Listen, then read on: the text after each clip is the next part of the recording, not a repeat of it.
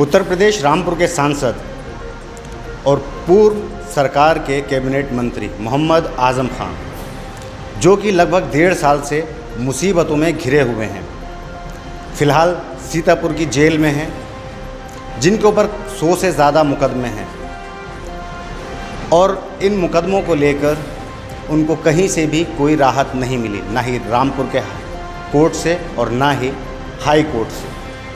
Supreme court ने उनको राहत दी, पैन कार्ड मामले में उनको ज़मानत मिली। उसी के साथ साथ राष्ट्रीय मानव अधिकार आयोग ने ये मामला संज्ञान में लिया, लेकिन राष्ट्रीय मानव अधिकार आयोग के संज्ञान में ये मामला लाने वाले और याचिकाकर्ता दानिश आरटीआई एक्टिविस्ट हमारे साथ हैं। हम उनसे इस पर बात करेंगे और जानेंगे, क्योंकि ख़बरें ये भी मिली हैं कि MIM पार्टी के अध्यक्ष असाउद्दीन ओवैसी ने भी आज़म खान के लिए कुछ किया है, ऐसी ख़बरें आ रही हैं। लेकिन RTI एक्टिविस्ट मोहम्मद दानिश खान का इसमें क्या कहना है, हम उनसे ही जानते हैं। बहुत बहुत स्वागत है दानिश खान आपका हमारे प्रोग्राम में, और बहुत बहुत शुक्रिया हमारे पास आकर आपको बात करने के लिए। सबसे पहले हम जानेंगे कि आपने ये जो याचिका दायर की थी, तो मतलब क्या सोच कर की? देखिए, मैंने याचिका 7 जुलाई को राष्ट्रीय मानवाधिकार आयोग में दर्ज की थी और 10 अगस्त 2021 यानी कल राष्ट्रीय मानवाधिकार आयोग ने मेरी याचिका को संज्ञान लेते हुए केस को रजिस्टर्ड किया है अपने यहाँ। आज़म खान साहब के ऊपर 100 से अधिक मुकदमे हैं। सरकार और जो भी प्रशासनिक दबाव है, ज़बरदस्त है, उसके चलते आज़म खान को फंसाया गया है और आज़म खान के ऊपर काफ़ी मुकदमे लाद दिए गए हैं। एक सांसद के ऊपर बकरी चोरी, किताब चोरी, मुर्गी चोरी के मुकदमे लगाना वाजिब नहीं है। 9 बार कैबिनेट मंत्री भी रहे हैं, 1 बार सांसद रहे हैं, राज्यसभा सांसद रहे हैं, मौजूदा में जनता के द्वारा सांसद चुने गए हैं। इसके चलते ही मैंने उनके केस को स्टडी किया और उनके सारे मुकदमों को देखा, ये सोचते हुए कि सरकार मुसलमानों के साथ दोहरी नीति अपना रही है और मुसलमानों के साथ अन्याय कर रही है। खाली आज़म खान ही नहीं, और भी मुसलमान हैं जिनको कोर्ट बाइज्जत बरी कर देती है और NIA और अन्य एजेंसियां उनके ऊपर तरह तरह के इल्ज़ाम लगाकर जेल में भर देती हैं। वहीं एक आज़म खान है, आज़म खान सांसद हैं, दूसरी बात वो मुस्लिम लीडर हैं, जिसकी वजह से उनको परेशान किया जा रहा है। उनकी ज़मानत में देरी हो रही है और आज़म खान को, पूरे परिवार को फंसाया गया है। आज़म खान के ऊपर जो मुकदमे लगे हैं, उन मुकदमों को लेकर के आप क्या कहना चाहते हैं? क्योंकि आकाश सक्सेना जो BJP के कार्यकर्ता भी हैं, उन्होंने आज फिर एक एप्लीकेशन दी है और अब इन मुकदमों में उनको कितनी राहत मिल सकती है या मानव अधिकार इसमें क्या कर सकता है, कितना उनका साथ दे सकता है, इस बारे में आप क्या? देखिए, मानवाधिकार आयोग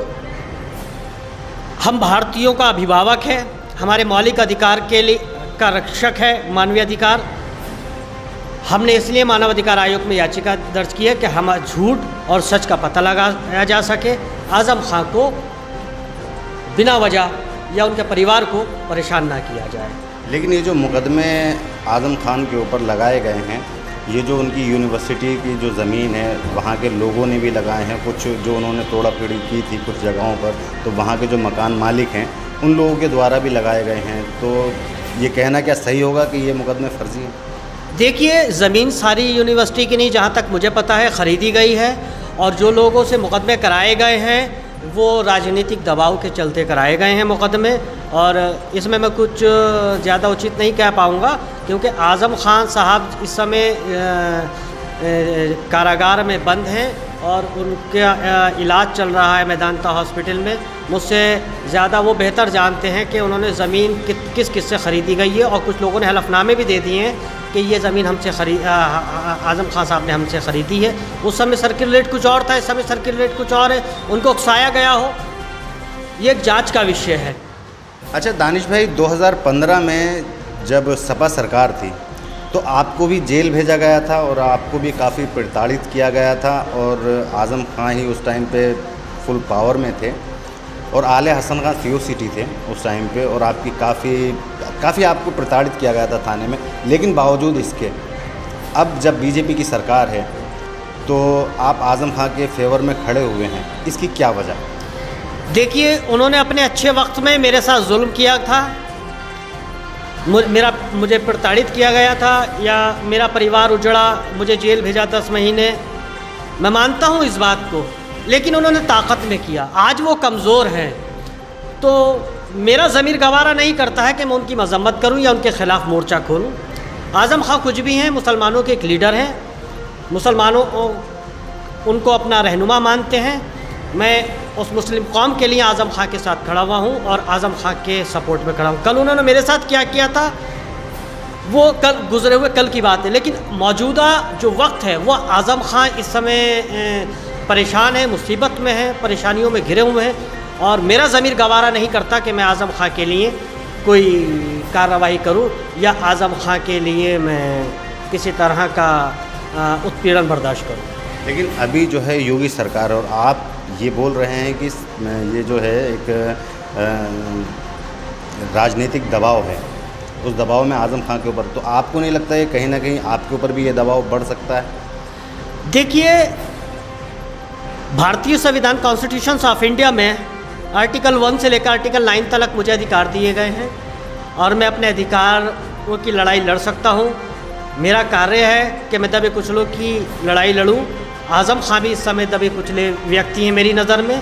भारत में जो भी दबा कुचला व्यक्ति होता है उसकी आवाज़ उठाता हूं, और जहां न्याय होता है न्याय के विरुद्ध में खड़ा होता हूं, चाहे वो आज़म खां साहब हो, चाहे वो कोई आम नागरिक हो। लेकिन अभी अगर आपको लेकर के कोई कार्रवाई कर दी जाती है तो ऐसे में आप क्या करेंगे? क्योंकि राजनीतिक दबाव जब इतने बड़े मंत्री के ऊपर हो सकता है तो कहीं ना कहीं आपके ऊपर भी इसका फ़र्क पड़ सकता है। देखिए, अगर मेरे ऊपर कोई कार्रवाई की जाती है तो उसको राजनीतिक षड्यंत्र माना जाएगा, और मेरे खिलाफ़ क्या कार्रवाई करेंगे? कोई मैं किसी चरस अफीम का कारोबार तो कर नहीं रहा हूँ, मैं कच्ची शराब के ठेके तो चला नहीं रहा हूँ, मैं सेक्स रैकेट तो चला नहीं रहा हूँ, मैं समाज की सेवा कर रहा हूँ।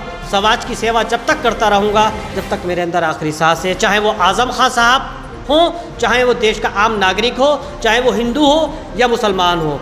जो भी दबा कुचला व्यक्ति होगा, जो असहाय व्यक्ति होगा, उसके लिए मैं अपनी आवाज़ उठाता रहूँगा, और मैं जनहित में और देश हित में मानव सेवा करता रहूँगा। अच्छा दानिश भाई, अभी 2022 का इलेक्शन आ रहा है जिसकी काफ़ी चर्चाएं हैं। इस इलेक्शन में योगी सरकार कहाँ खड़ी है? क्योंकि आपसे ये सवाल इसलिए कर रहा हूँ क्योंकि आप जनता में रहते हैं, जनता में आपका आना जाना है, तो 2022 का चुनाव जो है वो उसको किस नज़रिए से आप देखते हैं? इस बारे में मैं कुछ नहीं कह सकता, क्योंकि मैं राजनीतिक व्यक्ति नहीं हूँ, मैं सामाजिक व्यक्ति हूँ। ना ही मैंने कभी पॉलिटिक्स में रहा हूँ और ना ही मैंने कभी चुनाव लड़ा है, तो चुनाव से तो मेरा कोई मसला नहीं है कि सरकार क्या रहे क्या नहीं रहे।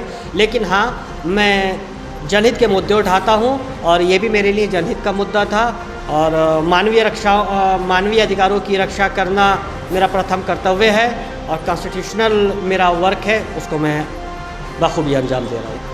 अभी आपका अगला कदम क्या होगा आज़म खान को लेकर? देखिए, अभी राष्ट्रीय मानवाधिकार आयोग इसमें क्या करता है, क्योंकि अभी केस रजिस्टर्ड किया है।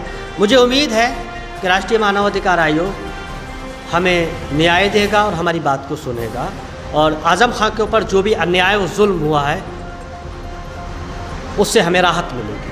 बहुत बहुत शुक्रिया दानिश भाई आपका हमारे पास आने के लिए, बहुत बहुत शुक्रिया।